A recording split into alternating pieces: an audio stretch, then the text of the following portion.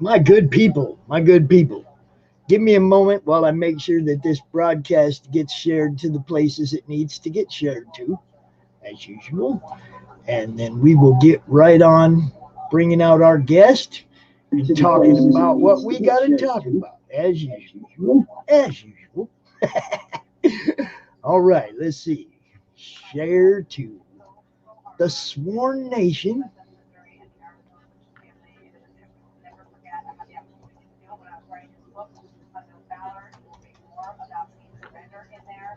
because of our guest for the evening.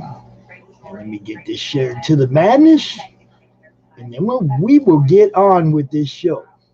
Tonight we have what I have to say is has been a friend of mine since I first got involved with comic groups a long time ago. Hold on, let me kill this stupid TV because I don't need theme music.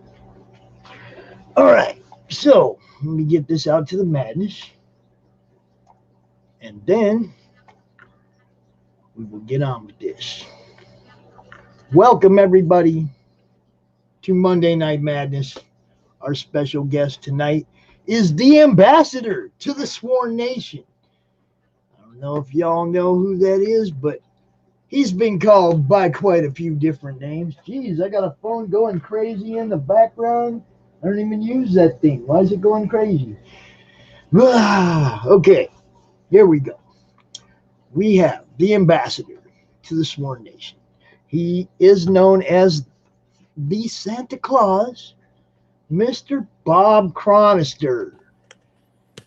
And Bob has been, I want to say, a good friend of mine since I first started doing this comic book Facebook thing like 5 years ago, at least, right? Yeah, Five. yeah. And every group that I've migrated to, Bob always seemed to be there.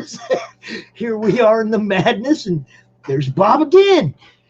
I also want to say hi to Troy Hudson, who joined the madness today, finally. One of the people I invited 10 months ago. I don't know if that invite got lost in the Facebook, whatever. It was a long time ago, but I've always been like, Troy's a good dude. I want Troy in the madness. So, how are you doing, Bob? I am doing good. Doing very good tonight. How about you? I'm good. You guys got to be excited about yet another slamming campaign, man.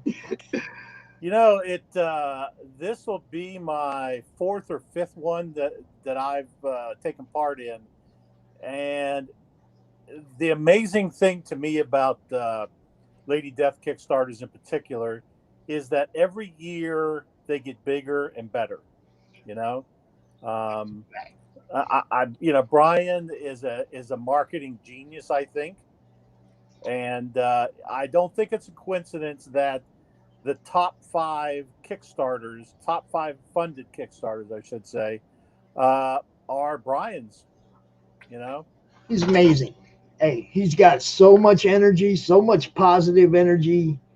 I mean, the characters, they have a following. They have a cult following in the indie comic world. But it's like every campaign is a little stronger. It's a little stronger, and then you go to La Marita, and every one of those campaigns has been a little stronger and a little stronger. And hey, what he's doing, man, you can see him getting gray, but he's out there pushing it. well, I was Brian and I talked to Brian Friday night, okay, and he said I always try to make all the events for the Sworn.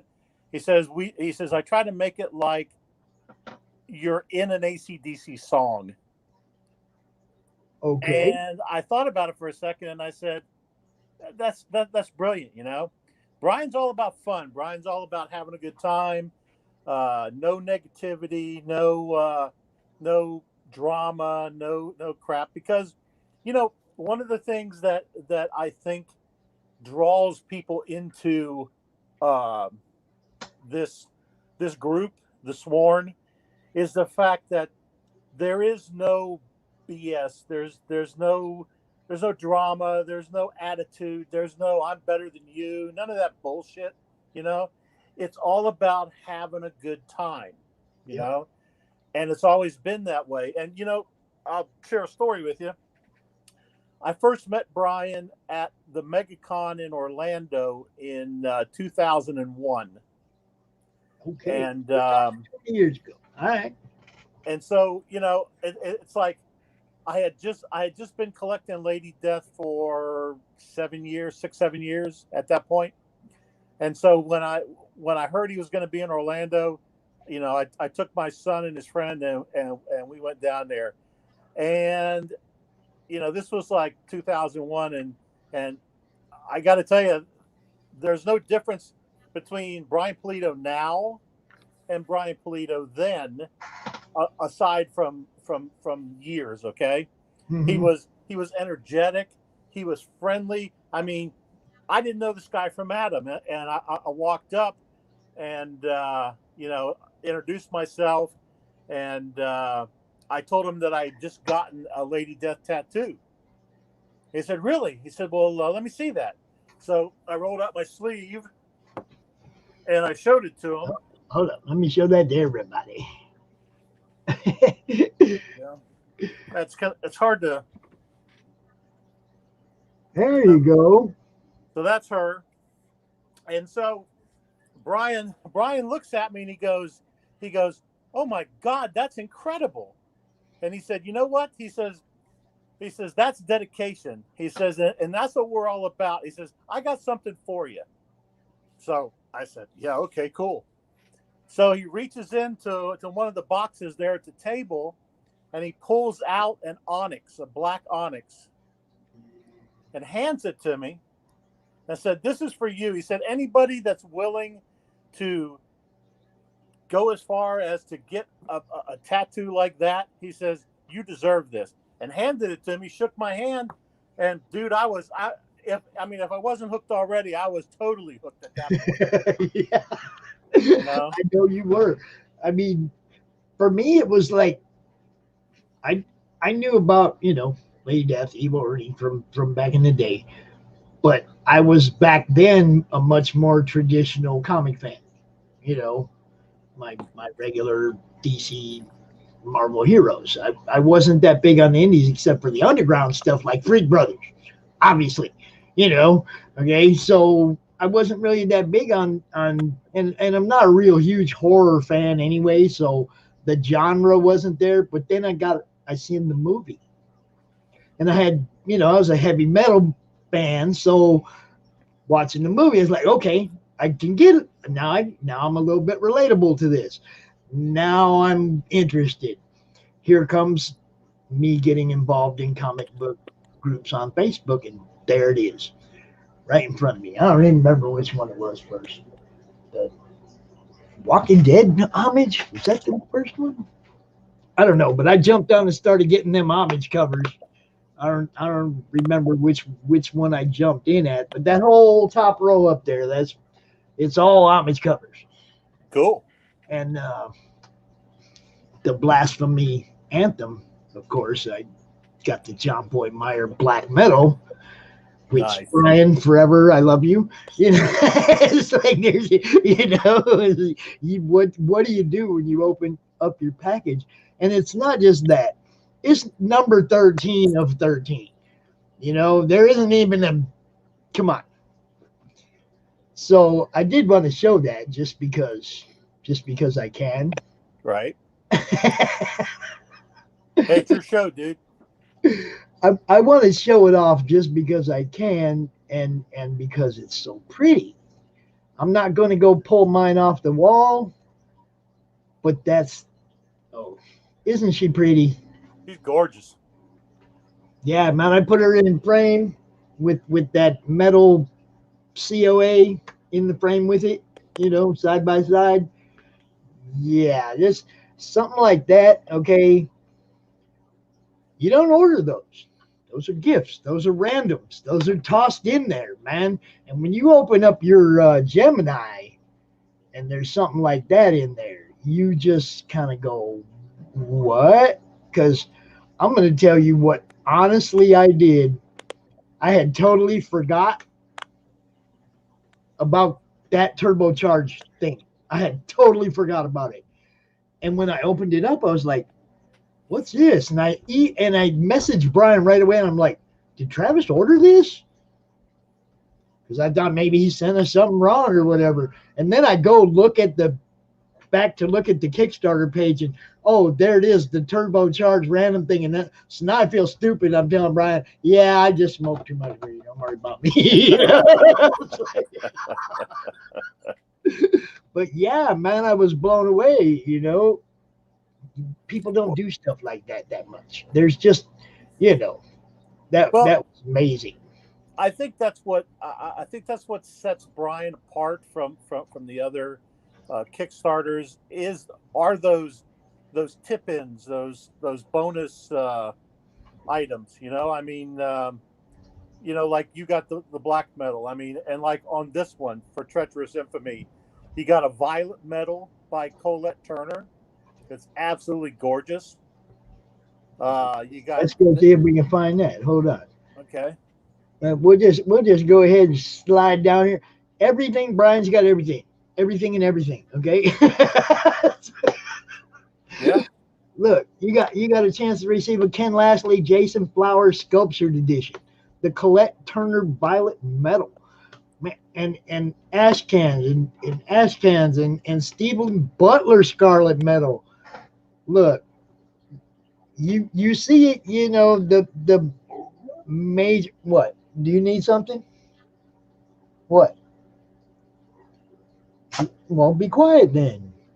it's the husky trying to make an appearance. Anyway, it's everything that this guy does is amazing. You see that 2,000 backers?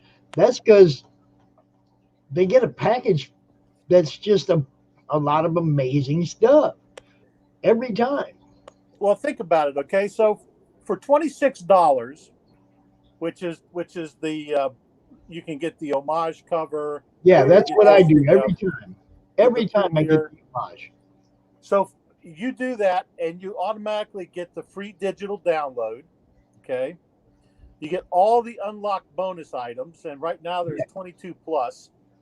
I'm not going to go through all of them, but Yeah, there's a ton of them. yeah.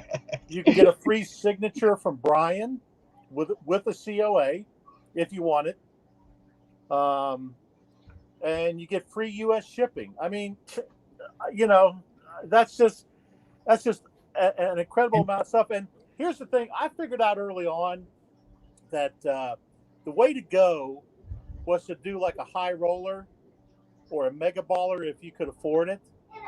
Because I sat down and I said, okay, this high roller thing. Let me take a look at this, because there's always a lot of really cool books. If you sit down and price out all the books that are contained in the high roller package, and then you look at how much it would cost you if you bought those individually, and then compare it to what you're paying for if you do the high roller, and dude, you're like getting 2 or 3 free books out of the deal. And then you're like me, and you're a broke ass, and you buy the lowest tier, the homage, and you get lucky, and somebody throws something in there that makes it worth all the $26 that you spent Yeah, previously. I mean, and that was how I looked at it. It was like there was that just like made every time that I bought one of those books, that made it worth it extra on top. Like they call it the cherry on top, but I'm talking about that's a sweet cherry, boy. yeah, and then the really cool part is, okay, let's say that let's say that you're you don't have a lot, or you're kind of strapped for cash. The campaign runs 30 days, right? Right? So if you plan accordingly, you could Oh, actually start out the campaign and not being able to afford whatever it is, whatever items you're looking at. But by the end of the campaign, if you save up the money, you'll have it, because you don't pay for it until the campaign's over. See, now I totally understand that, Bob, but some of us have to budget like 4, 5, 6 of those different Kickstarters. Yeah, I know. That's why I'm a low budget guy, because I try to back as many of these people as I can, especially ones that are very interactive in our group and in my cons. And I mean, I try to back these people. The whole premise behind the con was to help out everybody who wasn't setting up a table. That it was, Right. it was like, oh my God, everybody's what are we going to do? Everybody's stumped. Everybody was just at a dead standstill and already had invested money in hotels and traveling and tables at the cons, and they had nothing coming in. So we tried to build something where they could still, reach out to the fans, and the fans could still reach out to them and get stuff. And it's just grown and grown and grown, like organically. The group has grown, the con has grown. We Comics Cast, the platform that we're on right now, they asked us to come and join their YouTube platform and everything and bring our shows there, which just made our reach even longer. It's getting crazy.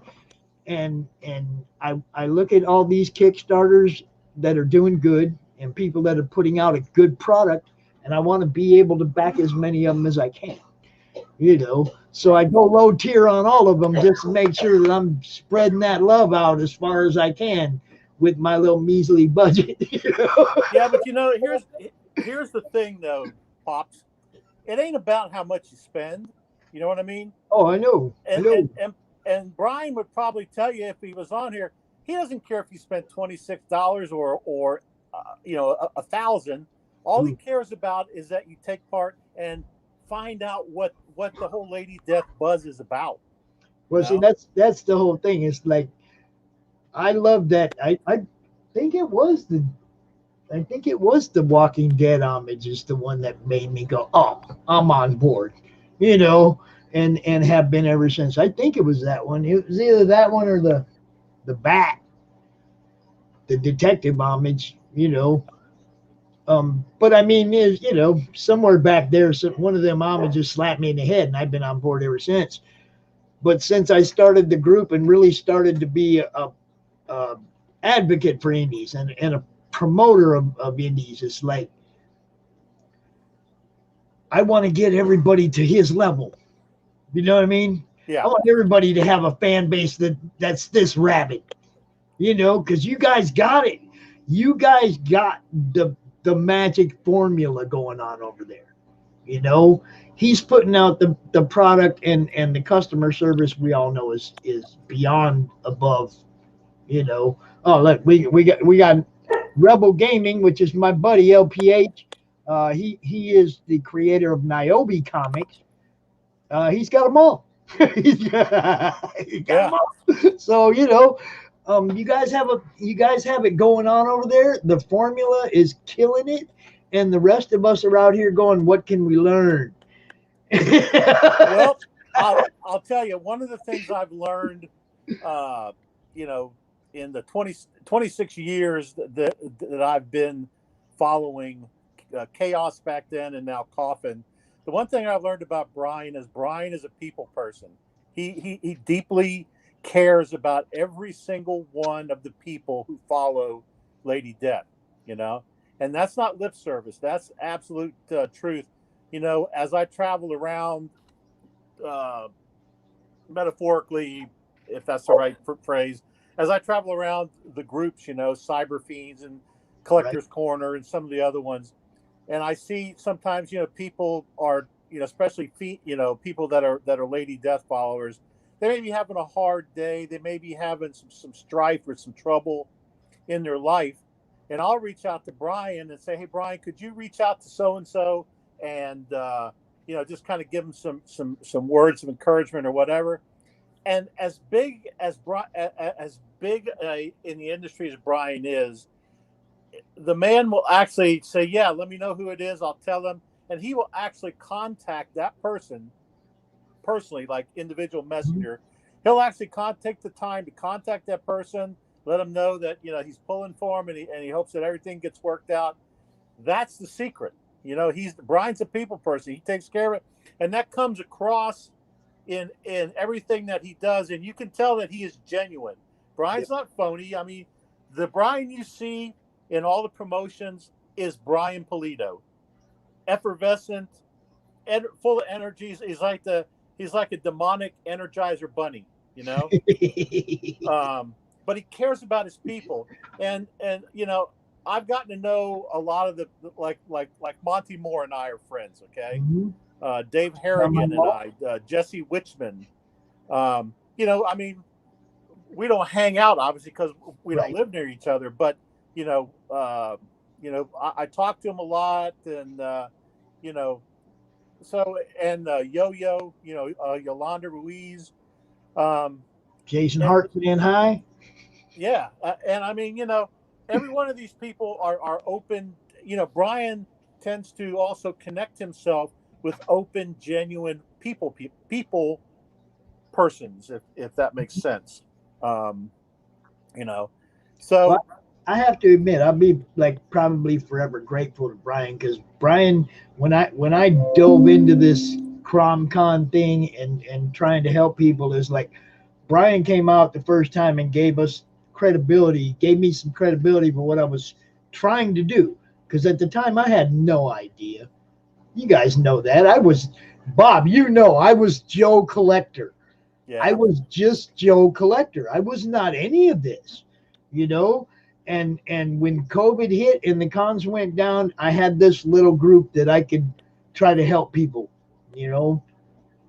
And now we're over 1,500 people and doing CromCon 6, and Brian's coming back out to do it again, and that that kind of gives me a little push too, because when somebody like that's giving credibility to what somebody like me is doing, who I'm not a con organizer, I'm not any of these things, any of the hats that I put on the last 6 months, you know. And yeah, when somebody like that is coming out and giving me credibility and saying, "Yeah, good job, keep pushing," you know. Now look at me. Now I'm part of an upcoming crowdfunding site, and I have my own weekly show, and the con is rolling, and it's like, what the hell happened to Bob's? yeah, yeah, dude, you got it going on. That's for damn sure. And there's it's crazy. I mean, Raj Mahan write me into his book, and now there's like 4 or 5 different people that are writing. Todd wrote, drew me into his book, and there's 4 or 5 more coming up, where some are using my likeness, some are doing me in a drawing. Look for me in Florida, man. Okay, It's like I'm gonna be popping up all over the place. Pops is multi-dimensional in comics now. It is so crazy, Bob. I don't know what's going on, man. well, you know, it's like you know, the one thing about Sworn Nation is most of the people. Well, I'll say pretty much 98% of the people that are in it are also genuine. And just to give you an example, okay, back before Fiend Fest, and you know, when Brian announced Fiend Fest, you know, all of us got excited. It was really cool. Yeah, we're gonna get to go out and meet people and stuff. And so I got in touch with Dennis Purish, and you know, said, "Hey man, are you going?" He says, "Well, you know, I can't really afford it." And I said, "Well, listen, why don't you drive, come drive from where you live, drive to my house, and we'll drive out together, and we'll pick up some other people, and we'll do a road trip." So here's this guy that I've never met before. Okay, never met this guy. I invite him. He spends the night at my house, and then we spend the next 3 days driving cross country. You Picking up know, other people like Huffman and who else? Huffman, Jason Hart. There you go. Okay, and it's like when we met each other, it's like we had known each other. You know, like we had known each other a long time. You know, it wasn't like a, hey, how's it going? I never met you before, but you know, so that's the kind of people that are there. And we went out and had an amazing road trip out there, and then coming back, we had an amazing road trip back, and then so next year for Sworn Fest, we're planning the same thing, except now Dennis and I are going to meet up with Jason Coates, Mm-hmm. and we're going to drive out. And Jason Hart and his father are driving. We're gonna caravan, do the same thing, cross country out, have a good time, and then cross country back. So but that's the that's the that's the amazing part of Sworn Nation is we're all one big family, and you can meet somebody you've only talked to online, but once you've met them and you talk to them, it's like you've known each other your whole life. You know. And there's some people that I've met online and we didn't click, but then we actually had this kind of a conversation where we can see each other's faces and hear each other's tone. And turned out we were totally misrepresenting how we actually felt by texting each other, because you can't get none of that out. Right. You can't give your feelings when you're texting people. Right. So there's been some people I started out not really friends with, that now I'm really good friends with, because we actually took the time to talk to each other. Yeah. I mean, I've gotten to know like Haley Anderson from Australia. Haley. Oh, I'm telling you, she's an amazing woman, and she does modeling. She's a musician.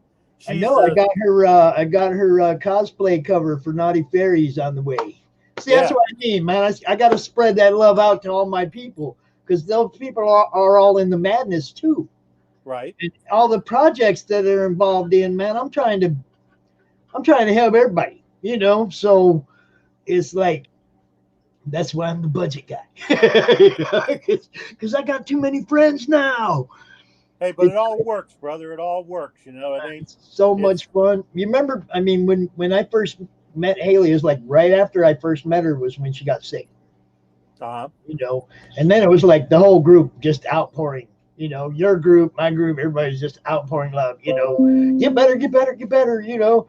And then, man, she comes out of it. She hooks up with Wendy, does that cover, and it was like I was waiting.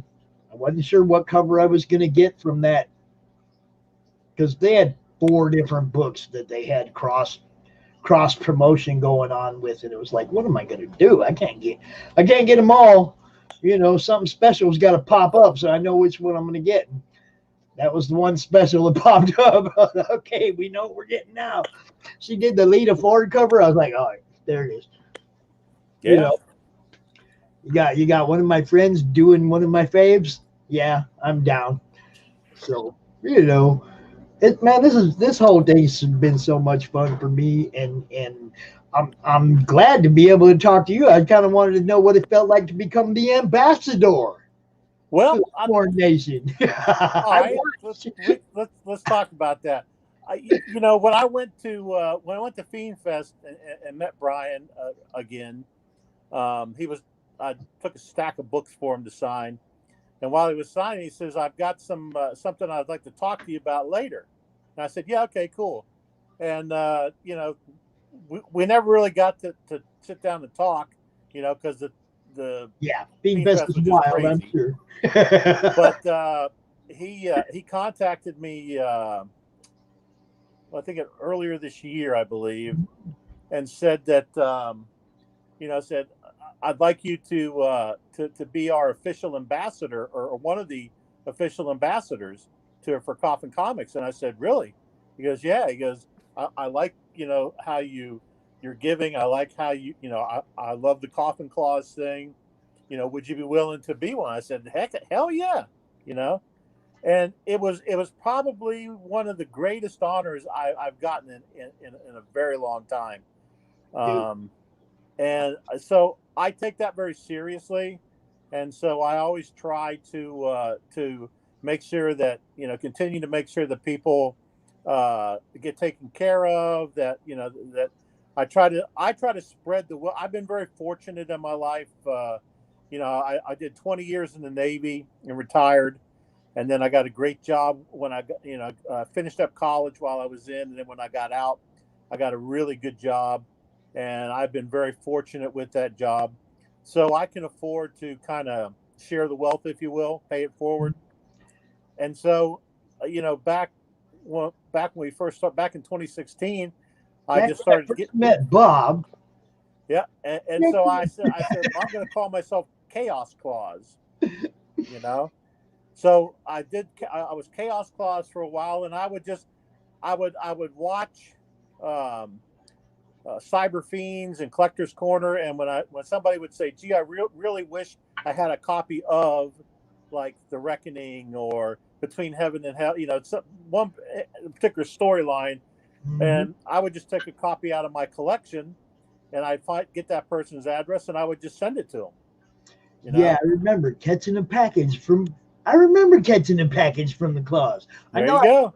I know. And I so, still have the package art because you drew on the Gemini.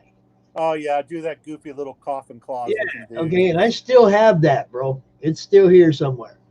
I I appreciate that. call it my mail art. I call it mail art, and I keep all of it. So when I went to Fiend Fest, Brian pulled me aside while we were there, and he said, "Hey, I'd like to ask a favor of you." And I'm thinking, "Holy cow, Brian Polito wants a favor from me. That's pretty fucking cool."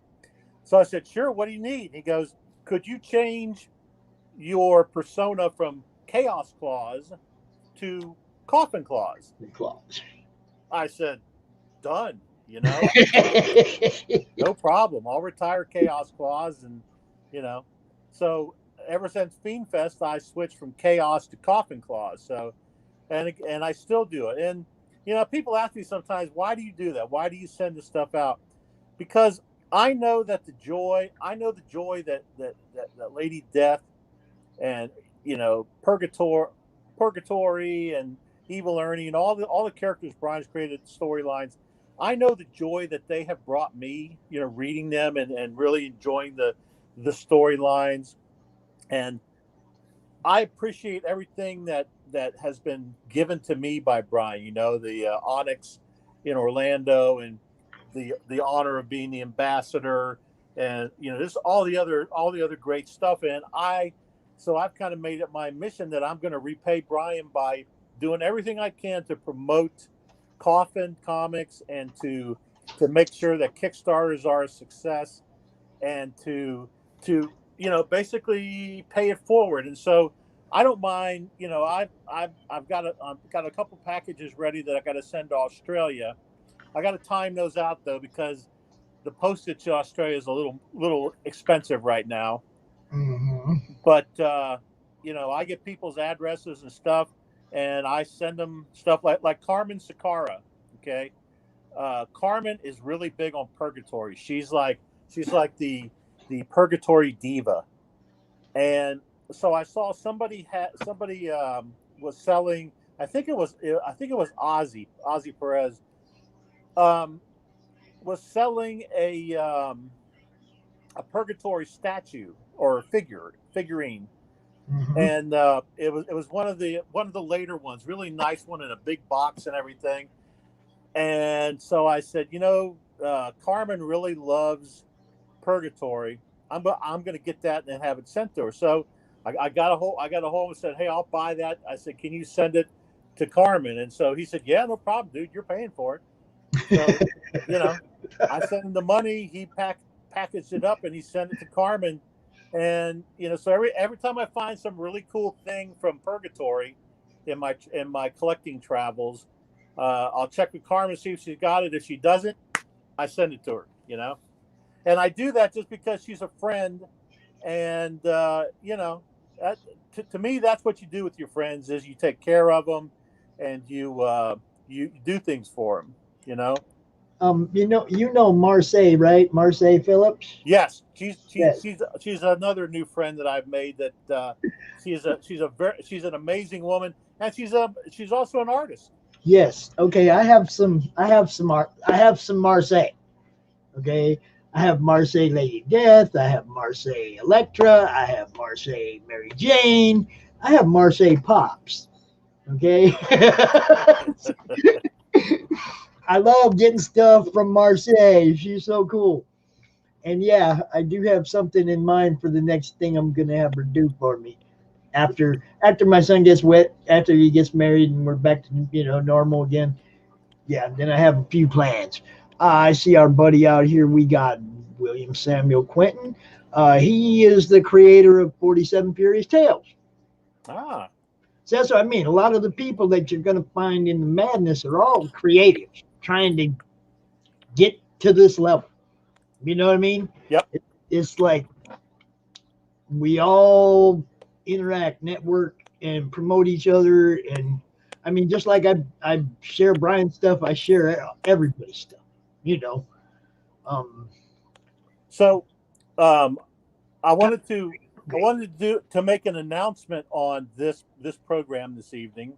oh yeah, A little plan I cooked up in my fevered brow, my fevered brain, and like I was telling you earlier, I try to support Brian and Coffin Comics all that I can, and I try to do what I can to help.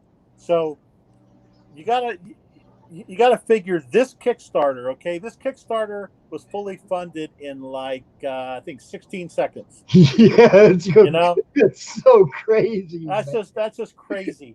And they hit $100,000 in, well, I think 16 minutes, 12 or 16 minutes. They hit $100,000. So this campaign is on fire and is going to break records. So I thought about it the other night, and I said, and I thought to myself, how can I help out? So here's the announcement. Here's what I'm going to do. This is me personally, and that is if we beat the previous Kickstarter total from the last Lady Death Kickstarter, 347,000.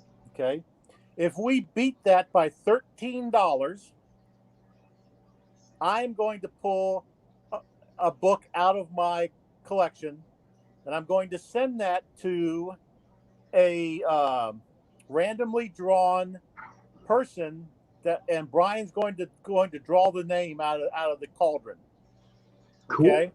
Now, if we hit $26 over the total, I will send 2 books to a randomly drawn person out of the kettle. Are you about to empty out your whole thing? Because no, that'd be hard to do.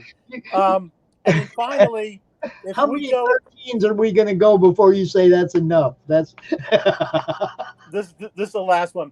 If we go $666 over the total of the last Kickstarter, I'm going to send 3 books from my collection to some lucky backer who will be randomly drawn by Brian out of the cauldron. And I talked to Brian last Friday. Brian says that Coffin Comics will tip in some bonus goodies in addition to what I'm sending. Cool. Okay, so what we'd like to do is have people use the hashtag Lady Death Record. Okay, and get out there and promote this thing, and talk it up. Call a friend, call an enemy, as Brian says. Talk to anybody you need to, but let's get that number up. Hey, Marseille. Her ears must have been on fire. They must have.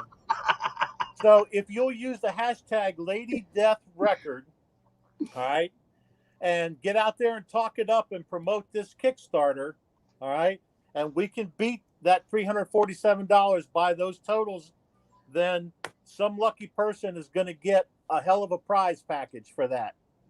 Let me just throw it out there, Bob. That's not even going to be an issue. Hey, you're going to be about 365 this time, bro.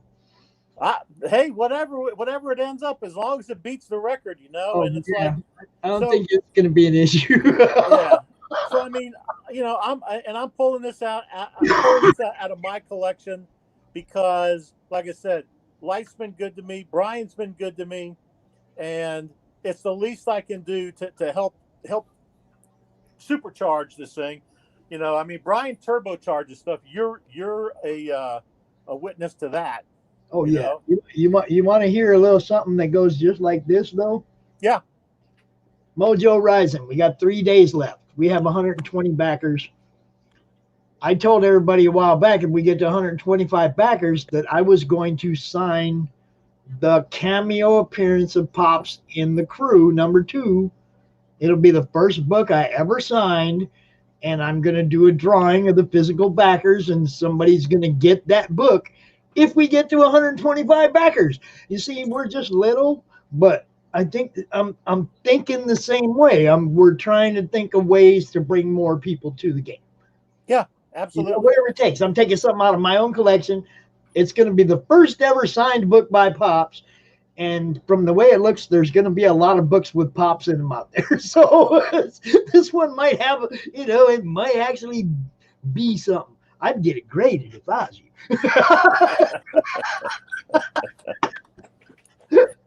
Well, we there's a group of us, kind of a subgroup of Sworn Nation and Cyber Fiends and all that, and we all get we all chat back and forth in the group, and Tony Buck is in it, and Dane Ellingson and Troy and Gary Canterbury and Josh Grimsley. Yeah. There's just a whole ton of people in there. Well, one of the guys was having some difficulties, some family problems, and he couldn't afford to do the Kickstarter, right? So all of us said, you know what? He's one of us, and we need to take care of him. So all of us chipped in and bought him a high roller package. Oh shit! Yeah. Okay. And so the last Kickstarter, same thing happened. One of the group, one of the guys was having some issues, so we did the same thing. We got it for him.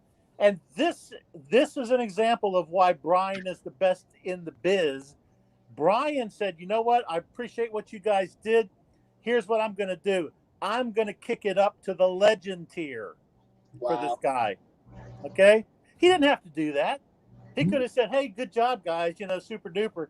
No, Brian's a man of action. Brian's the kind of guy that says, I want to make people happy, Hey, I know that because look, in April when I had Brian on the first con, we were talking about how we postponed the launch of Mojo because of COVID. And we just didn't feel, we had the same reservations Brian had about what to do right at that time. And so we went ahead, put the brakes on it, worked on the book, got a colorist, made it better, added some pages, and then finally we got to pop it out here in August. But it was a lot of stuff we learned from Brian in that conversation, about where we were going to go. And what you're saying about him being totally cool, it was like right after that, I got the idea of an Easter egg. Can we get a Lady Death Easter egg in our book? Brian, dude, can we get a Lady Death Easter egg? And he's like, I don't know, what do you got in mind? And I said, I don't know, maybe just somebody coin up. Maybe just somebody coin up. That's all. And we showed, he said, draw it up and let me see what it looks like. So we drew it up, which is the hand right there holding the coin. Yeah. Lady Death coin. And he said, do it. And it was like, yeah, that guy is so freaking cool. He didn't have to do that. Does your hand still hurt? Yeah, my hand still hurts a little bit. You want to say hi to everybody? Hi. Hello. This is Sophia. This is There's only one person. Yeah, well, there's a whole bunch of people watching. Trust me. Oh. You're live. Yeah, you're live in the madness and in the nation. You don't know what to think about that, huh? Say hi, Brian. Hi, Brian. There you go. How's that? Yee! Yep, that's one of the 4. We always get appearances. So, it's an amazing culture and it's an amazing group. And I mean, you talk to people who join and they'll tell you that, one of the things that draws them in and holds them is the fact that they do feel like they're with family. They feel like they're in a place where they can get away from all the hassles and all of the turmoil that's out there right now, Mm-hmm. and they can come into the group, Sworn Nation or Cyber Fiends or Collector's Or the Corner. madness. Yeah, yeah, yeah. Or the madness. Or come to the madness, Yeah. and they can escape from all of the treachery and all of the drama that's out there, and you can just relax and just enjoy a hobby that you share with countless other people. People who think and see things the same way you do. And politically you may be separate, and ideologically you may be separate, but all of us have the same common love of collecting, and in this case the love of Lady Death and the Coffin verse and all of the wonderful characters and storylines that are involved, and we share that together, and it brings us closer together, and we can actually have big gatherings and virtual online things, and everybody just loves it. Brian did that online con earlier this year. Yeah, that was the whole thing that set it off, because we were even talking about it the day that ECCC went down. I was like, oh crap, what are we going to do? And I was like, Brian, what are you going to do? And Brian, of course, has a big enough following that, oh, well, next weekend we're going to make something happen. Well, I had to promote mine for a month. I had to talk about it and make sure people knew about it. I didn't have that kind of a following. But Brian came out for it, and that gave it, every bit of the credibility that it needed to grow. And that's just the kind of guy he is. He saw that I was trying to do something for everybody else. He had the means to do for himself. He got everything sent back home from Seattle. He was ready. Bam. He got everything sent back home to get shipped out, and he did it right there at home. Bam, bam, bam. Let's sell this stuff. And it was like, okay, he jumped in with both feet. I can jump in with both feet. We're going to do CromCon. And like I said, I had to talk about it for a month before we had what I felt was a big enough audience. We didn't have a problem getting guests because the group was so many creatives. It was really easy filling the roster. And this one filled in 6 hours, Bob. Wow. 2 days, and I had to go and extend it to Friday night and do a pre-show Friday night because Saturday and Sunday filled up in 6 hours. It was crazy. So because of people like Brian and giving it credibility early, it's grown into something that actually makes a difference now, and it's still 100% free to be part of it, to watch it, to be a guest in it. Just like this right here, okay? It's kind of like this. You get a block of time, and it's your time.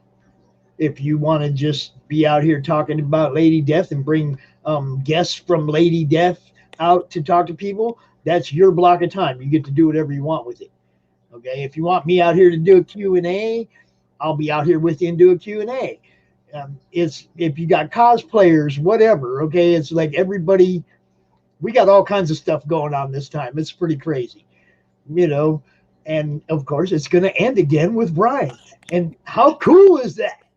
It's going to end again with Brian Polito. It just feels right, It does. I mean, I wish I could get him out every month, but that's kind of much. But at least I like to get him out once during each campaign. Right. When he's doing a campaign, I'd like to get him or you out to the con or to Monday Madness so that you guys get to talk to our people too, and our people, Madness people, the Sworn Nation. If you're a Lady Death fan, if you're a Coffin fan, Evil Ernie, join the nation. Yeah, absolutely. I mean, that's the whole thing. It's all about bouncing everybody's fan bases off each other, getting extra exposure for each other during this time when you're not setting up tables. All these guys are taking a hit. Come on. Oh yeah. All of them. You look how much more money Brian be making if he was setting up tables. Sure. Even Brian's taking a hit right now. Everybody's taking a hit. So, anything we can do to boost for everybody.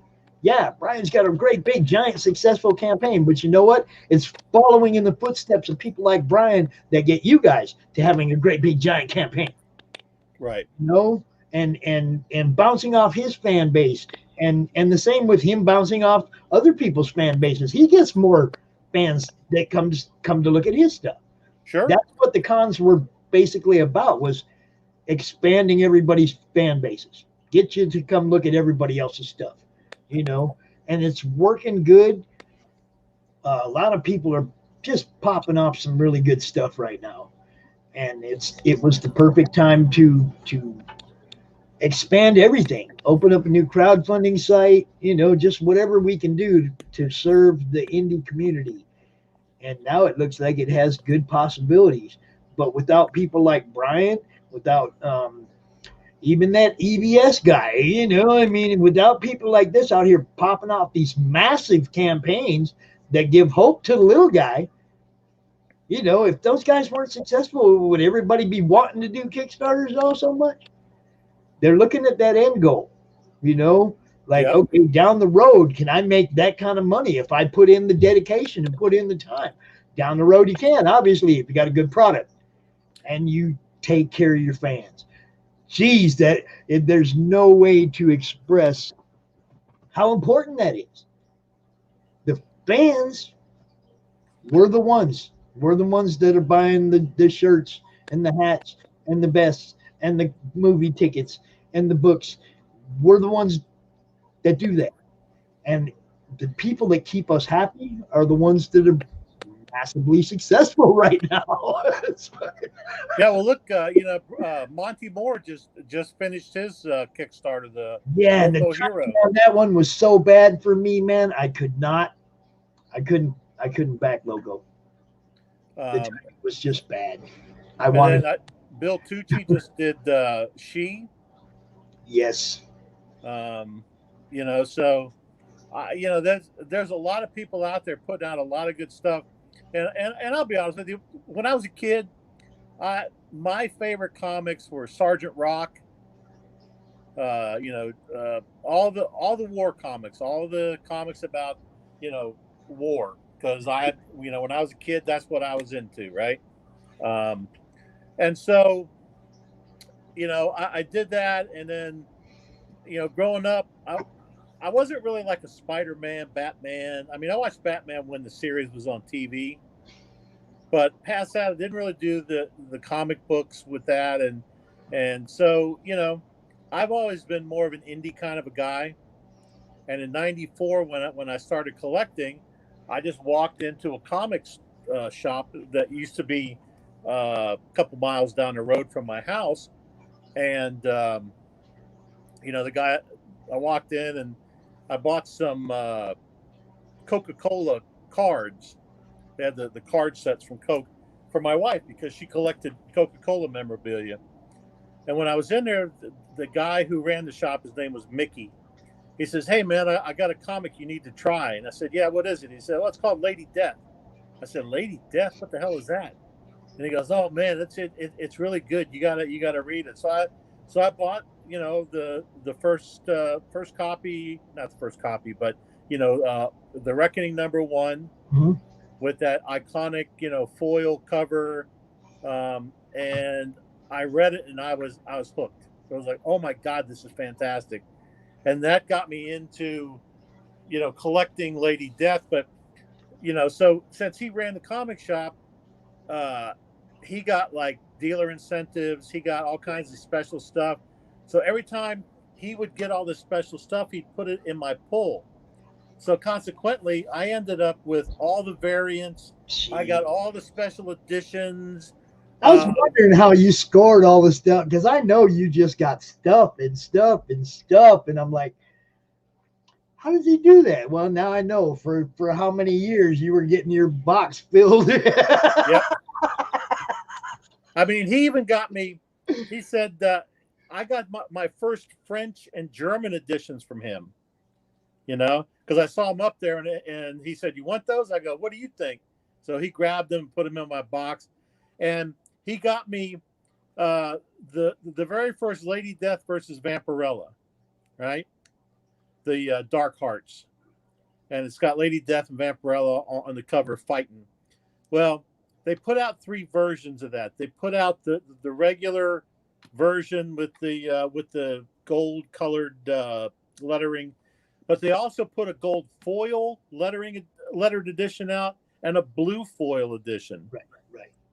And I have never seen one on eBay, and I haven't seen anybody else with one, but I've got them, and so I was one of those people that I would buy a reader copy so I could read the story, but then I would buy my collected copies, and those would go right into either a backer board and a bag or a Mylar sleeve, and they didn't get read, And back then, that's back when Brian first started doing the octagons.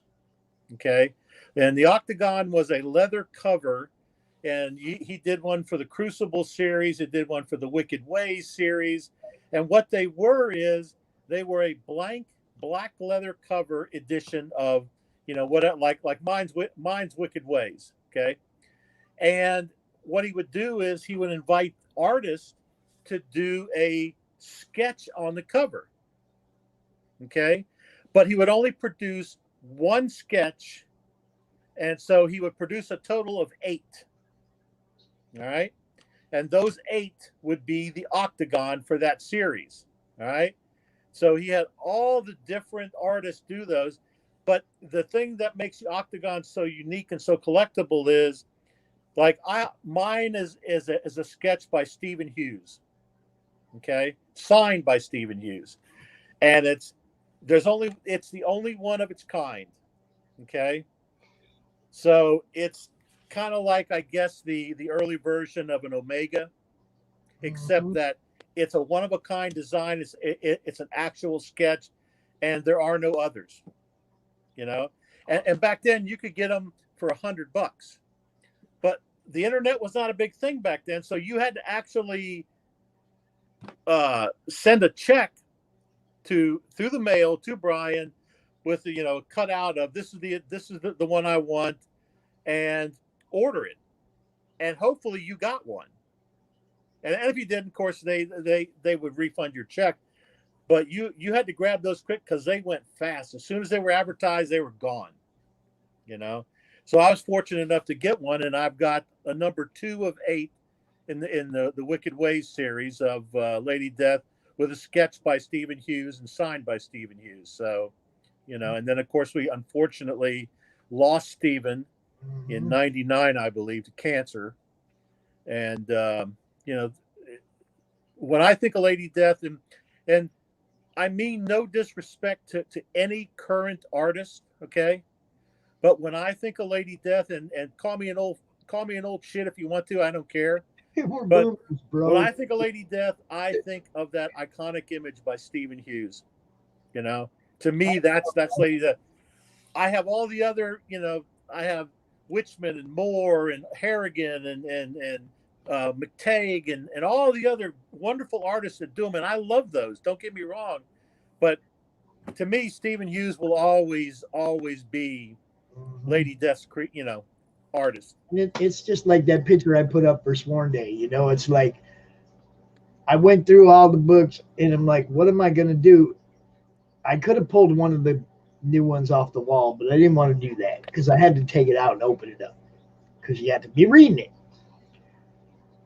So I had to go with the Bible. But Brian, I implore you, we need a coffin Bible. There you go. We need a coffin Bible. I love my Chaos Bible, but we need a coffin Bible. That's a good idea. Maybe a leather bound, maybe just like a Bible. Hey, I'm an idea man. What can I tell you? I told Brian a long time ago, any ideas I ever give him are his to use with in any way he wants. So, there's another one. I love my Chaos Bible. It's signed by Steve and Jack and Jason and Brian, but it's time for a coffin Bible. Yeah, the other thing I really like about Lady Death and about Coffin and Chaos is, again, it's without trying to sound like a fanboy, I think it's a tribute to Brian, but everybody he gets involved with is just a hell of a nice person. You know, I was fortunate enough to get to meet Jason Jensen at Fiend Fest, and my goodness, he is such a down to earth, friendly, just, you wouldn't think that somebody as famous as he is and as talented and as incredible work as he does, you figured he'd have a case of the big head, but he don't. He's a down to earth guy. Dave Harrigan's a down to earth guy. Mike DeBalfo, Jesse Witchman, Yo-Yo. Hell, we could do another whole hour-long show about Yo-Yo. I love that woman to death. Yep. But Brian has a knack for finding, incredibly talented people, but they, besides being incredibly talented, they're incredibly nice people, So, my hat's off to everything that Brian's done and everything he's going to do, because, this Kickstarter's got 11 days to go, and I would be willing to wager that we haven't even seen the coolest stuff yet. Well, he's going to turbocharge it, because that's what he does. And I told him it's got to be Sunday. You got to get that out in there. That's right. I love Brian, and I love his enthusiasm, and that's part of what drew me to him as a fan, was because it's like, this guy knows how to sell. This guy has a marketing plan. This guy's thinking about how to make us fans happy. Yep. And that's what we're trying to do with our little teeny tiny book, Mojo. We're trying to, give you a great product, give you some great perks, give you a reason to come back. That's all. Hey, but let me tell you something, dude. When Lady Death first started out, or even go back further than that, when Evil Ernie first started out, they were little, they were teeny tiny, they were just starting out. But if you follow his lead in the way he does things and the way you approach it and treat people, yours, and your story is good, there's no reason why you can't grow either. Yeah, that was what I wanted to tell you, Bob. We talked about this book for 8 months before we finally got to launch it.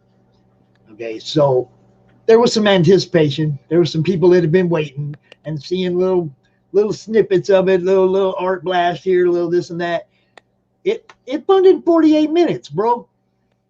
First time book, Yeah. So the pressure for whether or not it was going to fund came off right away. Not 16 seconds, but 48 minutes. So once the pressure was off, then it was all have fun and push the book. Yep. If we were down here 3 days to go and we were still $500 from being funded, I wouldn't be near as happy right now. I'd be trying to be happy, but I wouldn't be near as happy as I am. Yeah.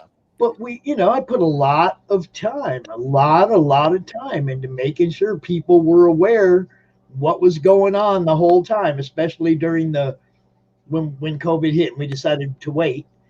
It was like, okay, everybody, don't freak out. We're not going to do it right away, but we're going to make it better. We're coming at you with a new colorist. We're coming at you with more pages. And we kept updating people and keeping them interested. It's coming. Don't worry. It's coming. And when we finally launched that dude, man, it was a real good feeling to be funded in under an hour. Our goal was 1,500, but we were funded right away. And right now we're at 4,200 with 120 backers. And I'd like to bring some more sworn people in, because there is the first appearance of the Lady Death coin in a comic is in Mojo Rising. Well, send me a link. And I'll jump on that Kickstarter. I will definitely do that. It's it's fun, and I want you to know also that following as well under the right business acumen for that, this book is done. It will go to print as soon as the Kickstarter's over. There's not going to be no goofy delays. We're not waiting to pay an artist or anything like that. This book's done. As a matter of fact, book 2 is halfway done. Nice. We're not, we're like, this is rolling, bro. My grandson created a character that's going to be in book 2. My 7-year-old grandson created a character that's going to be in book 2. So we're having fun, and we're trying to make sure, that everybody understands that the same type of thing going on here is what's going on over there. We're trying to have a good time, man. I'm hoping that one day Brian will find a way to work Coffin Claws into one of the storylines. Oh, I'm sure he'll probably do a holiday special at some point. Oh, is that another idea for? I mean, he does the Halloween one, but why not?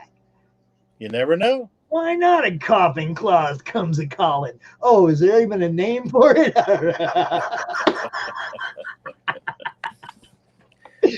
and just think of the reindeer names we can come up with. Oh man, can you imagine? Huh?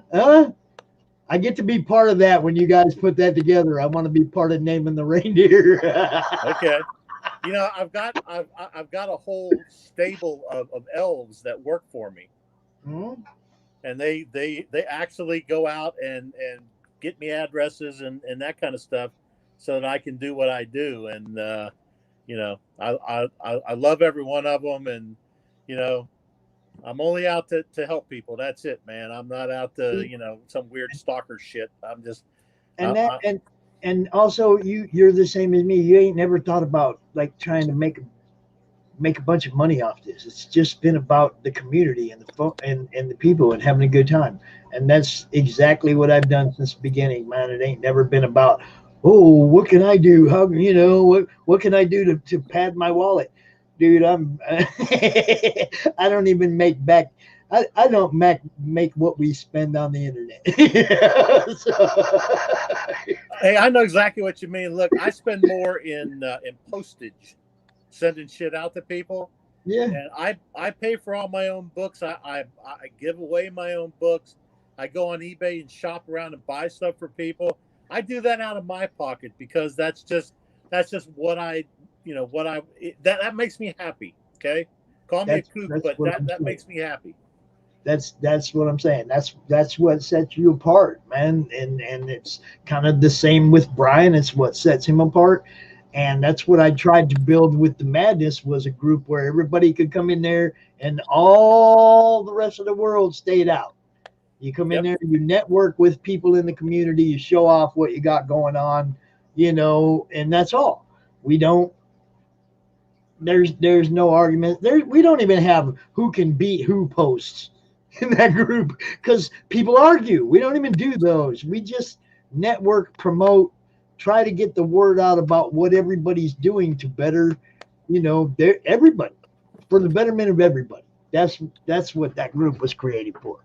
And I get to say stuff like, and Monty was a founding member, and Brian was a founding member. These guys have been part of it from the beginning. I mean, way back the last week in October when I created the Madness. Those guys were some first people that jumped in, So, I mean, it's not just like, oh, they're these guys. They're these guys that helped us build this group right from the beginning, Yep. So I got to meet Monty a couple of years ago at a comic book signing down for Gotham City Comics. That it was Corey Palmel and Marco Folletta, and those guys had a big comic book signing for wrestling, the Wide World of Wrestling, or I don't know, something like that. And Monty came there for something, or to as a guest, and I got to meet him, and got to meet him in person. And he was a wonderful person. Also got to meet Michael Stevens. Stevens, wasn't he involved in the crew number 1? I think so. Yeah.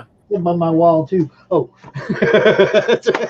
No, you know my what? wall too. Monty came up. Monty came up for the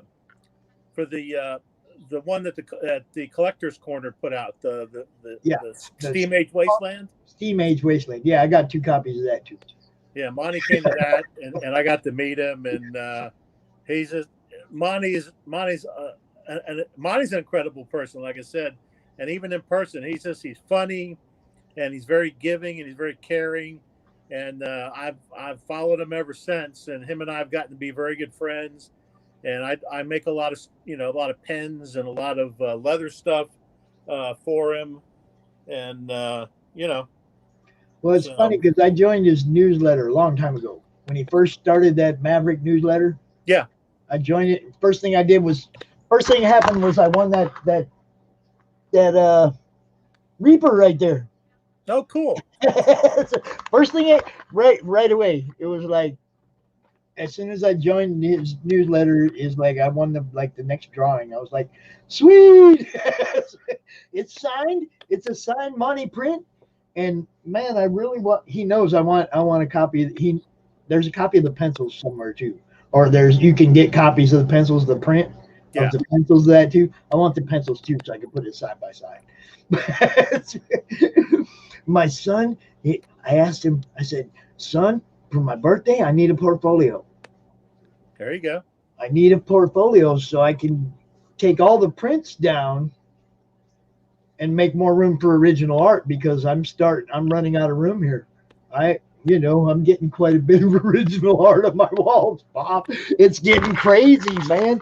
It's like that Electra right there. That's a Marseille. Yeah. But it's like I got Andrew Mangum right there, the Hatchet, John R. Smith, the Pops Jedi, and Jack Purcell up there, and Gaz up there, and Adam Fields and Jim O'Reilly and JT Malloy and our boy up here in Michigan, our friend right there, Michael Leon. Yes. Okay. Okay. Oh yeah, Michael Leon. I remember him. We got some guys up there and some Jonathan Brooks up there and Sean Howe and Greg Harms and man, it's like I'm running out of room again. So I need to take all the prints and put them in a portfolio and open up some wall space. It's getting crazy. Talk to Jason Coates because he is the godfather of OA. Oh, I know. You guys got it all. Troy's got it all. Troy does have it all. him and David Balance. Yeah. They got it all for sure. It is so cool though to be able to talk to you about all these people because we, a lot of them are in the madness, but we don't see them too much because our feed scrolls. Even if you said something, if I wasn't watching, I might miss it entirely because there's so many people posting, and it's all promoting and it's all networking, and everybody's showing off their art, the project they're working on, and it's like you can just scroll through there and just see so much cool stuff, but so many of them are intertwined with the nation, and like Greg Horn and Mike Chrome and all these guys are in the madness too. We're all watching. I need them to post more though, guys. Show us what you got going on. We don't mind. So, there you go. One of my favorite sayings is self-promotion. I love self-promotion, but not selfish promotion. Give everybody else a little love too, you know, and that's how the indie world grows right there, And Brian does it with all the people he includes in his books, all the different people he has doing covers and stuff. He understands. He understands, He absolutely does. Yep. And we, like I said, man, we're learning a lot from watching the Fiend, the Arch Fiend. We're learning a lot. We hope that Mojo does some of the same kind of pull in the next few years, and gets that kind of a fan base that's that rabid. I don't think we're going to have high roller packages like that people are going to spend that kind of money on for a few years, but we just want them to buy the book right now. You got to start out slow, and it'll pick up. Yeah, we just want them to buy the book right now. Yeah. We do have some pretty good perks, though. We do have some pretty good stretch goals and what we call backer rewards, Uh-huh. which we get to a certain level of backers and they throw randoms, random sketch cards, whatever, little one of a kind things in just random books. And every time we get to a different stretch or a different backer level, because the people are more important than the money. That's the way we look at it. Stretch goals are all good and everything, but backer rewards tells people we care about the people. Right. So at 125, they have a hidden backer reward. We're 5 away from it, but I already told you I'm giving away something out of my personal collection and making it a one of a kind thing, the first ever signed book by me. So it's like I understand totally where you're coming from and trying to do stuff that make the fans go, all right, they're trying to do something special, something one of a kind, something that when you get it, you're like, nobody else has this. We did the same Exactly. thing for the Blood of Gods campaign. I said if he got to 80 backers, I would give away the only Crom etched glass that I have with our little Crom troll on it. Yeah. It's the only one I have. It's the only one ever made. And I said, if we get to 80 backers, we'll do a drawing and I'll give it away. Well, you got the 80 backers, so I did drawing. And, I got to package it up and give it away. It's the only one. But that's the kind of thing, what you're talking about. Something one of a kind, something that people are going, yeah, that dude cared enough to give away something that nobody else has. That could have been my one of a kind thing, right? Right. But, this is what we're talking about, including everybody else in it too. Yep. So to recap, Treacherous Infamy, the latest Kickstarter from Brian, for $26 pledge, you can get a free digital download, all unlocked bonus items, a free signature from Brian if you want it, free U.S. shipping, and then the tip-ins, as Brian likes to call them, 13 total. There's going to be 10 lucky winners, randomly inserted. You're going to have a chance at a Violet Medal by Colette Turner, Yes. a Scarlet Medal by Stephen Butler, Yes. Ashcan preview for Lady Death, and there's one for Devilock that Brian's given away, and the one I think is incredibly cool, the sculptured edition by Ken Lashley and Jason Fowers. Yes. And then me personally, I'm going to, if the campaign reaches or gets to finishes at least $13 over the total. Go ahead and just say it. At the end of the campaign, you're going to be giving away a whole bunch of stuff. Right. At the end of the campaign, if we go over 13, I'm giving one book away. If we go over 26, 2 books away. And if we go over at least $666, I'm going to give 3 books away out of my personal collection. And Brian and Coffin Comics are going to tip in a prize package as well. And the backer will be randomly selected by Brian out of the cauldron. And that's hopefully an incentive to get people to participate. And please use the hashtag Lady Death Record. Lady Death Record. And Brian tells me they can track that hashtag, how often it's been used and who used it. And so get out there, tell your friends about it, tell your enemies about it, tell your mom and dad, your brothers, your sisters, your cousins. Tell everybody you know, and let's see if we can push this over the top. And do I mind giving up? No, I love being able to send out 3 books to some lucky winner, and there'll be some chaos, there'll be some coffin, and I may even throw in a little surprise. I've got a few Lady Death Fire and Ice action figures from the San Diego Comic-Con way back when, and there aren't very many of them. And look it up, you'll see what it is. I may throw one of those in if the total gets high enough. And you see this right here, The homage. the homage. This is what we always get. They all go on the wall over there. That's, that's the baby right there, this time by Stephen Butler and Dan Feldmeyer. Yes. And $26. Think about it, dude. $26. Christ, you spend that on. Most people spend that on beer in a weekend. Well, it's not just that; it's all the tchotchkes that come along with that. Yeah, That's I mean we bonus call them items. tchotchkes. You call them tchotchkes. I call them bonus items. But man, that stuff is just amazing. All this stuff right here. The free bonus items. Look, cards. This the pins, the of course. The pogs, the pins, the mini prints. And Brian's got that little mini book now. Yes. Little mini comic.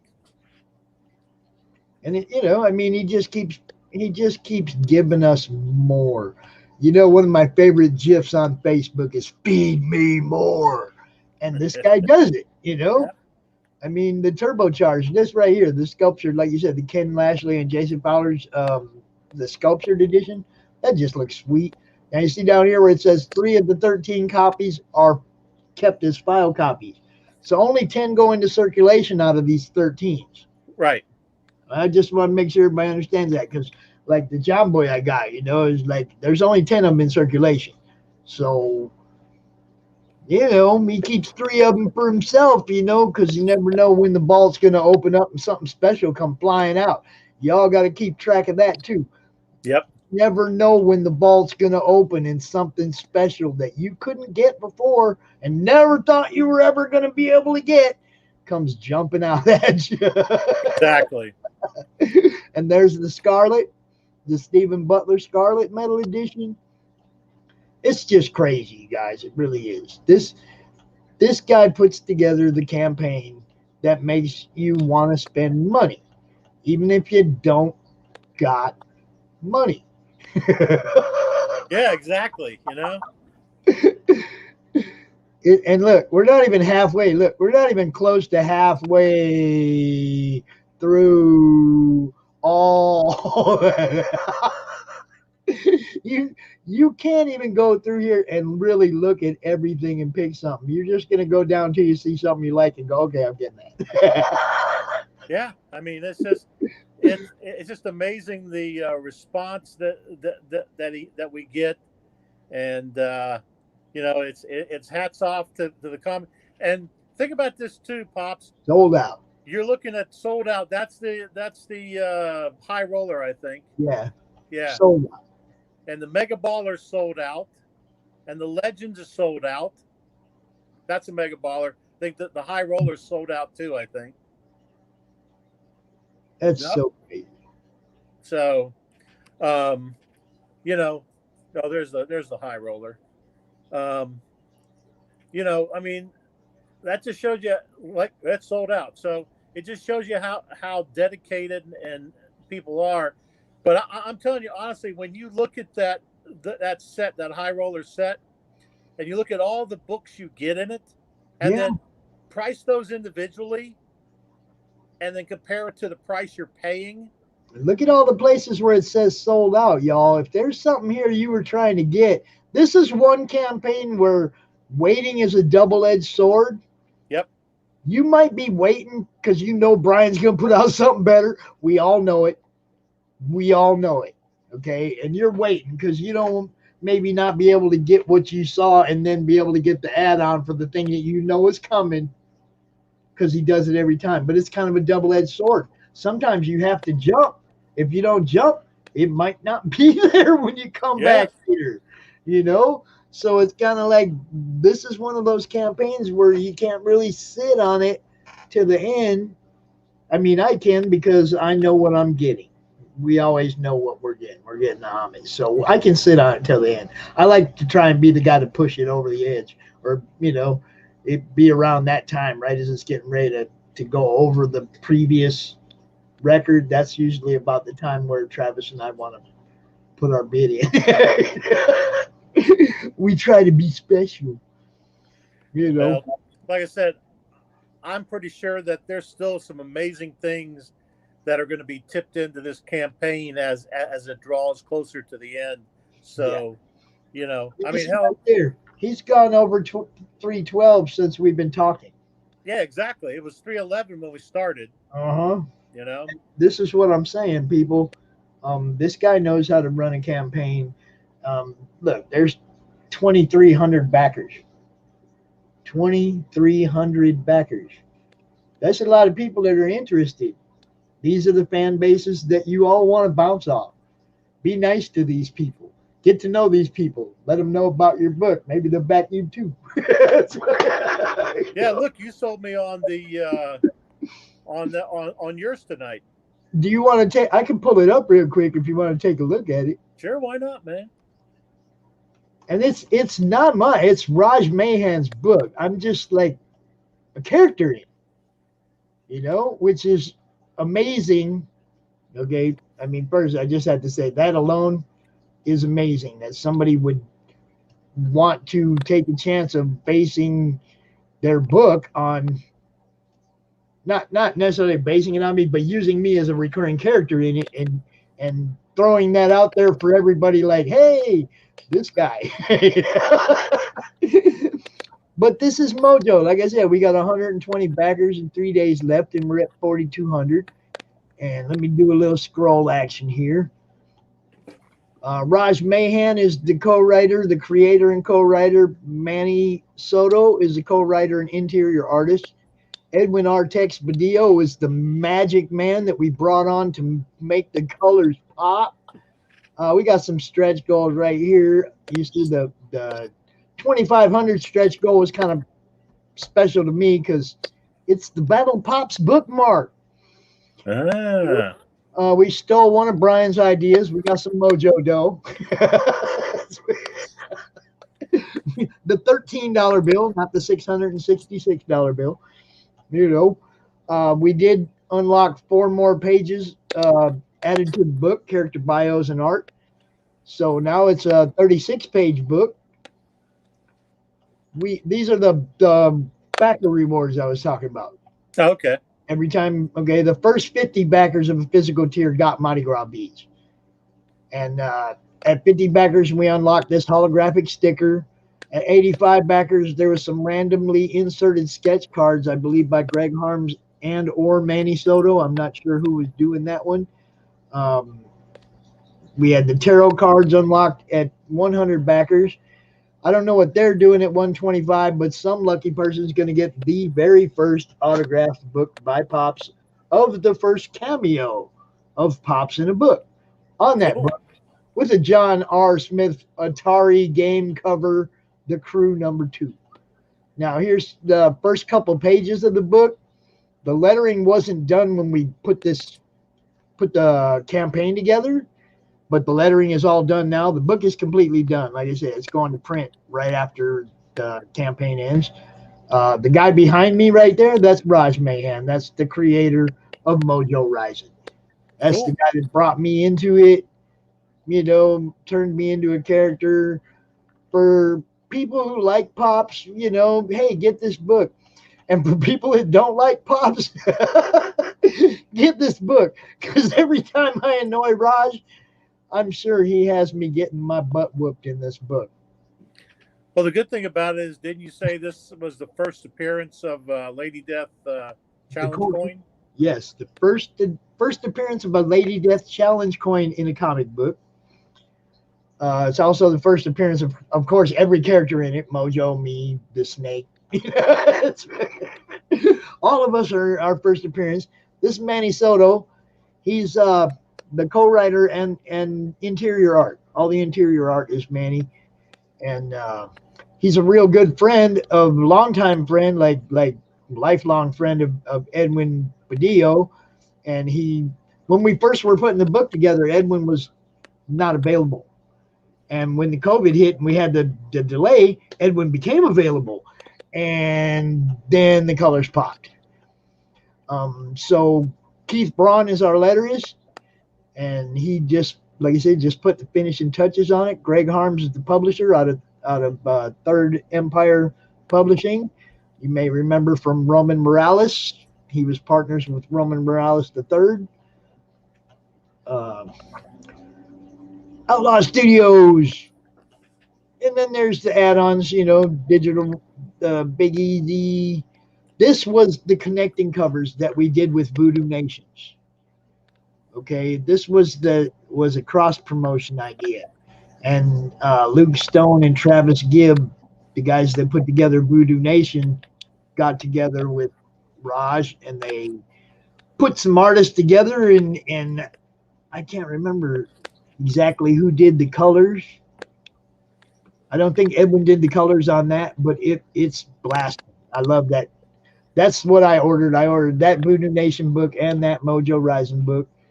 And then, we have the different tiers, French Quarter, Mardi Gras, Gator Bait, which has the Jim O'Reilly cover, which it seems like, man, everybody just loves this particular one right here. So we got Gator, the Flambeau, Bourbon Street, the Creole, which is get a favorite Third Empire artist, any of these artists to do the sketch cover for you. The Bourbon Street, you can get a sketch cover to do yourself or a sketch card. Is that price right? Excuse me? Is that price right? This right here, $30? $30 for a sketch cover and a card. Blank. Wow. Those are the blanks. Yeah. And then, the artist can do whatever they want. Oh, okay, I got you. And then for this tier, if you want one of these guys to do it for you, like if you want Jim O'Reilly to do sketch for you on the cover, then it costs a little more if you want one to do it. Rick Tyndall, Jim O'Reilly, Russ Oldham, Greg Harms is awesome. These guys all are awesome artists, as you can tell looking at all this work right here. This is like your jambalaya. That's kind of like your high roller, I guess. We're getting up there in the higher tiers. Little bit of everything, man. The sketch cover done by artists, the blank sketch cover, all the prints, the bookmarks, the tarot cards, stickers, everything. And then you get the add-ons if you want to if you already ordered something and you decided you want the Gator cover, boom, $20. This one is the wraparound. And, stickers, cards, all, just we're trying to get it out there. This first one, we're trying to make it so that everybody's happy. Of course, we're using Gemini shippers. You're going to get your stuff in good condition. We're not trying to send it to you in a bubble mailer. We are collectors. We understand. But, that's what I'm saying. I'll give you a little, look at the characters involved. That's Bayonetta. She's the jilted ex-girlfriend. She's not very happy with Mojo. And maybe I should turn that down a little bit. That's Selena Van Zant, Pops' daughter. She's not happy with her dad. Goes to the dark side. Brute the Battle Pig. I'll leave that for what it is. Brute the Battle Pig.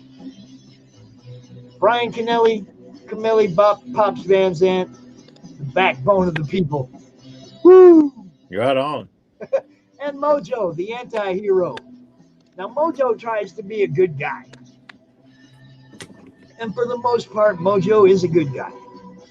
But Mojo has this little devil on his shoulder in the form of that snake that you saw a little while ago. Yeah.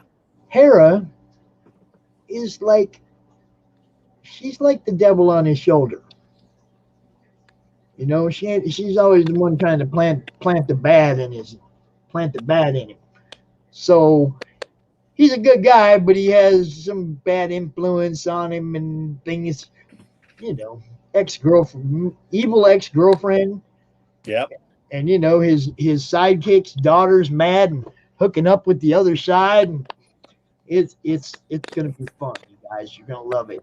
And the great thing about it is, like I said, we're already halfway down with book 2. This story has legs. If you like the first one at all, you're gonna love the second one. As a fan, I've gone out of my way to avoid the spoilers of this book. Not just because I'm in it, but because I'm a fan. So I've not let them tell me very much about it at all. It's like I know what's on the Kickstarter basically. It's post-apocalyptic New Orleans.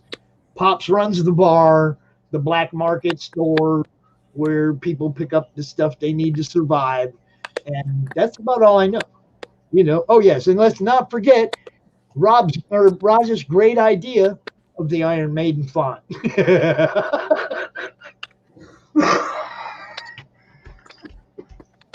Trying to kill me, boy. Yep, Raj is here. It's a party now. Yes, at the moment we're checking out Mojo Rising. We talked about Lady Death and my friendship with Bob and all the great stuff that Bob's been doing with as the ambassador to the Sworn Nation. Um, Stuff coming up. The Lady Death Kickstarter, at $312,000. We watched it top that while we were sitting here. It's an amazing campaign. I'm obviously an amazing creator and an amazing crew. And when you look at his fan base and you have people like Bob out there making it happen, see, that's kind of how I feel like I'm the ambassador to Mojo, and that someday I'll be, I'll I'll be the guy talking about the book making $300,000. There you go. All you got to do is believe, brother. I do believe. Trust me, man. I do. You can ask Raji. I've never had a doubt that this book was going to fund and that we were going to take it to print. And like 48 minutes, it funded. And I think in like 3 minutes after that, I got a message from Raj that said, "I'll never doubt you again." And it's like, we've been rolling it out ever since, man. Like I said, when that pressure went off right away, that made it really easy to have fun after that and think of new ideas. What can we do next? What can we do next?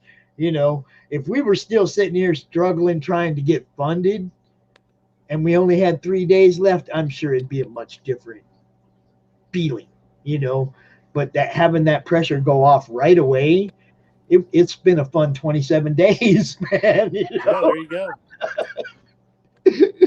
And yes, let's see, what do we got?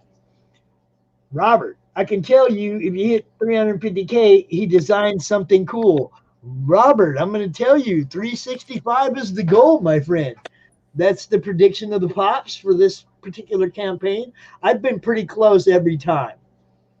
Every time. I think the first one I was a little low, but I've been pretty close since then every time.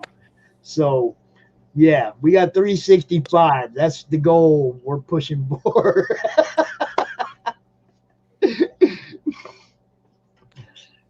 Yes, I see what he said. Yes, I do. He's going to design something cool. We like that. We love it. That's what happens. Now, if Mojo gets to $5,000, what you going to do for me, Robert? There you go. See, that's what my whole thing has been trying to network. And keep people involved and get people excited about it and cross promoting or whatever and stuff like that. That's exactly, that's how you do that, just like asking, come on, man, I'm a nobody in comics that's never done anything. And I'm asking Brian Polito, yo, man, can we put your coin in our book? I was nobody. It happened. He said, okay. Don't be afraid to Easter egg and cross promote with each other and talk to each other about, hey, a scene in any comic can have a poster on the wall. In any panel, you can have a poster on the wall. And that poster could be an Easter egg of one of your fellow creatives. Yep. Okay? It's really easy to do this stuff, man. You just talk to each other. Man. I had no credit, no nothing in comics. Brian could have just laughed at me and went, right, get out of here.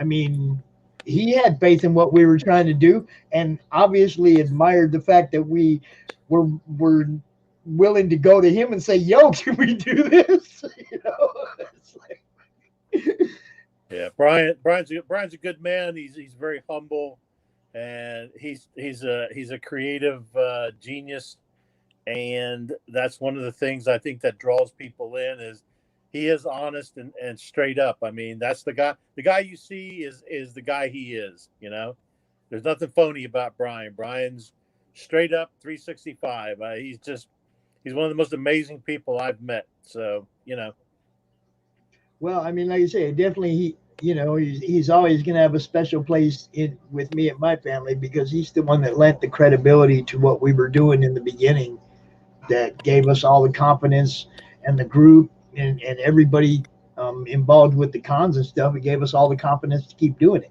Oh, Brian Polito was here. Brian Polito was here. Yeah. I mean that gave us that credibility. You don't realize how many views we had of that particular segment of the first con.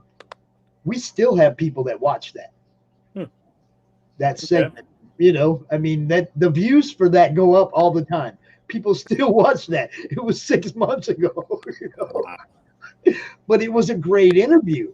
You can learn so much as a beginning Kickstarter or a beginning creative that's just putting out your first campaigns or something.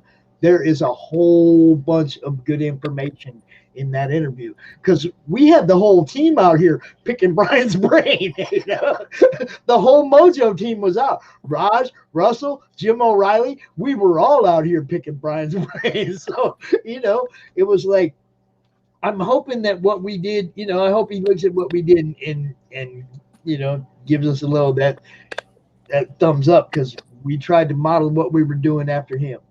The only difference is that I do have a personal Facebook page and I do throw my opinions out on my personal Facebook page, which is my business. But we keep it out of the group. We keep it out of our comic life.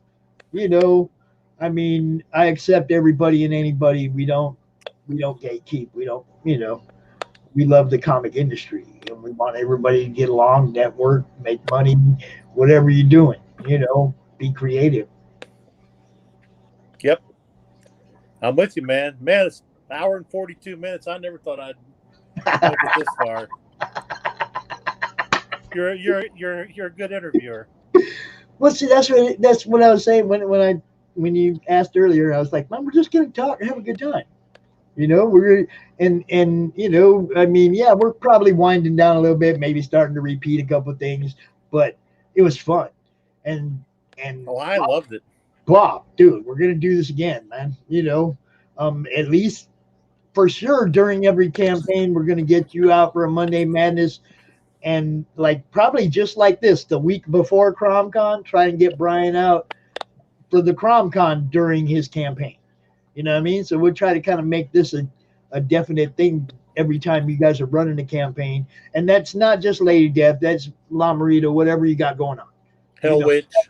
Yeah, you guys are always welcome to invade the madness, man.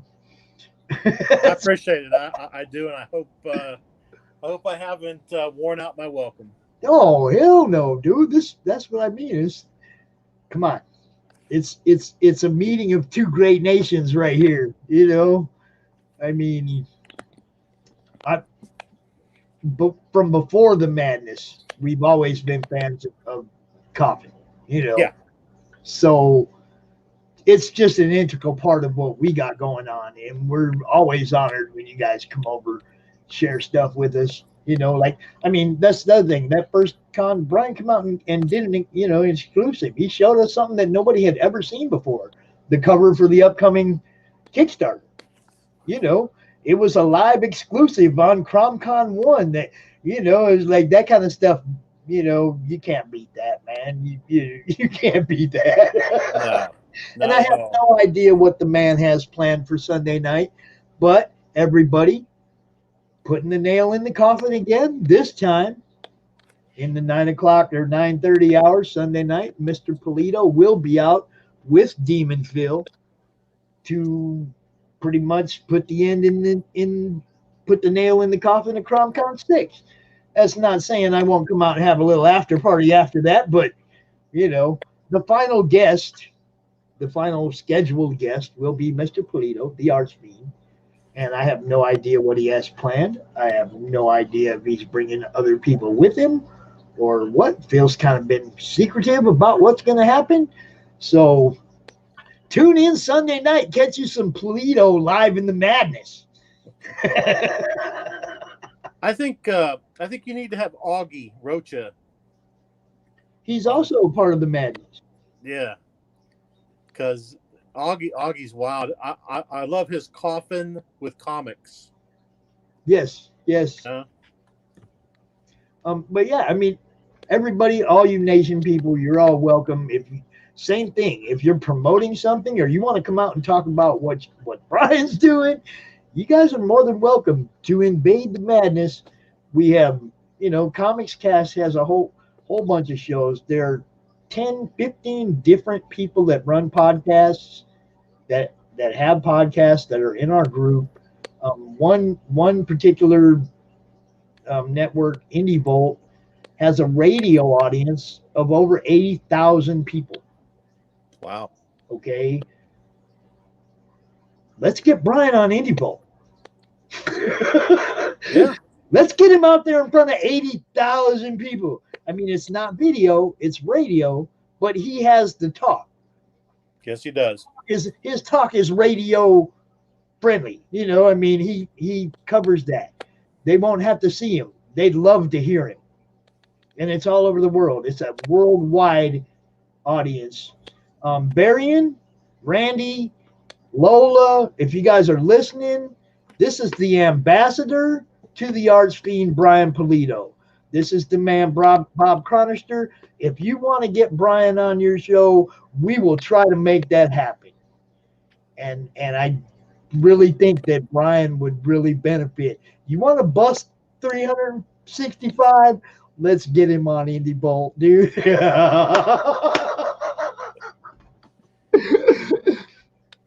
Let me get him on Indie Bolt.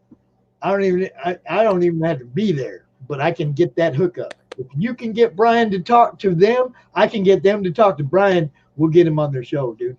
We could even do it before the campaign ends. I'll talk to him. They have shows Tuesday night, Thursday morning. Geekgasm is Wednesday night. They do a Friday drawing show. They have a network. They also have a comic news show every morning during the week. Indie Bolt, it's indievolt.com, but it's also Indie Bolt Facebook group, INDIEBOLT. Barry and Grant, Randy Zimmerman, old time comics people, great people. I really think we need to make that happen.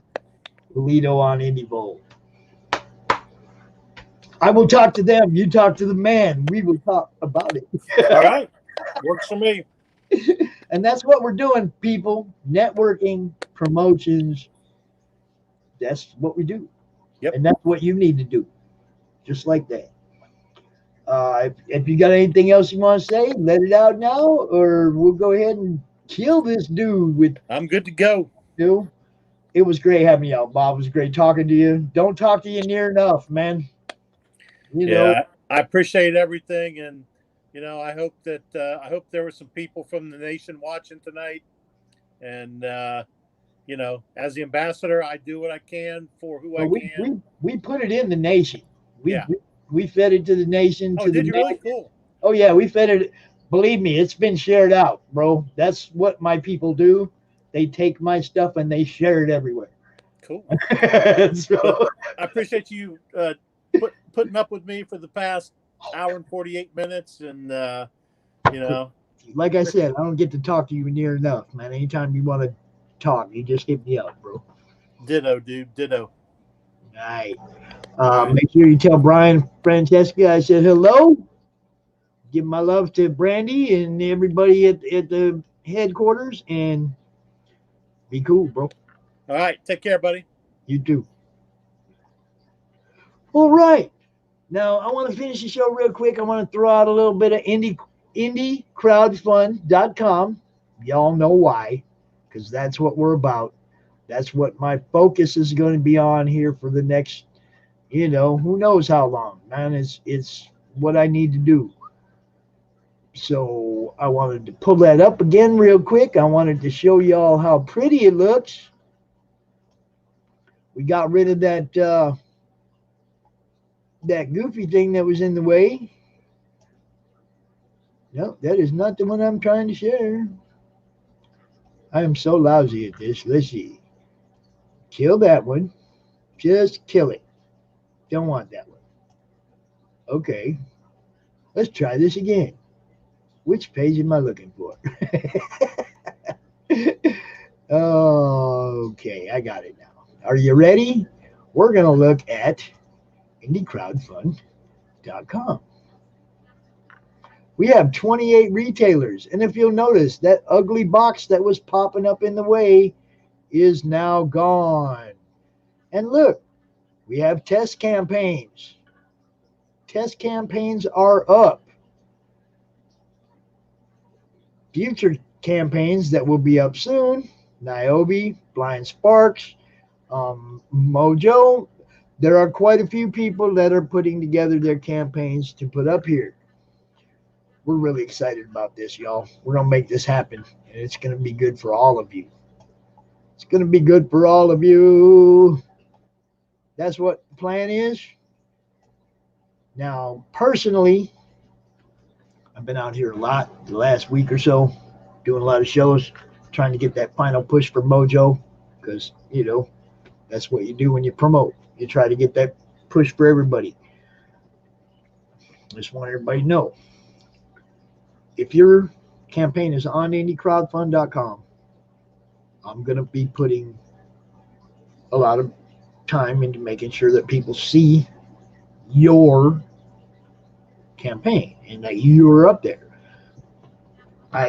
That's not saying I'm not still going to kick that share button for everybody else who's not, but you're going to get a little extra special pull, a little extra special pull out of my time campaigning for your project. Everybody who's involved in this, everybody that's trying to make this happen, I'm going to try and help you out, man, as much as I can, because that's what we're doing. That's what this has all been about from the beginning. This group has been about helping people, and there's no way to describe how I'm feeling right now, 9 months, 10 months after creating this group. There ain't no way to describe it. It is way better than I thought it was going to be. It's grown into so much more all the way around, as far as promoting and networking, and now this indie crowdfund and things, the con and everything, for helping our community do better. And it's fun, man. I'm having a blast. So keep making good books. Join the madness. Join the nation. Join Comics Cast. Subscribe to Indie Comics Cast on YouTube, please. Please subscribe. We have 4,000 people on Comics Cast. We have 80 something on our YouTube channel. Everybody who watches this, please take the time to go to YouTube, subscribe to the Indie Comics Cast YouTube channel. And with that, I'm going to let you go, because I ain't had no dinner yet. It's almost 10 o'clock. I have this wonderful new book to read. Oh, yeah. Mike Barron. That Mike Barron. Florida man. Badger. Yep, that Mike Barron. So, with all that being said, y'all have a great night. I may be out on somebody's show tomorrow. You never know. It's not scheduled, but I'm not turning anything down, because we're pushing Mojo to the end. We got 3 days. I want to see some more backers, man. I want to be able to give away that first ever signed copy of a book with Pops in it. I want to give that away. Sue me. Peace out, everyone. Y'all have a great night.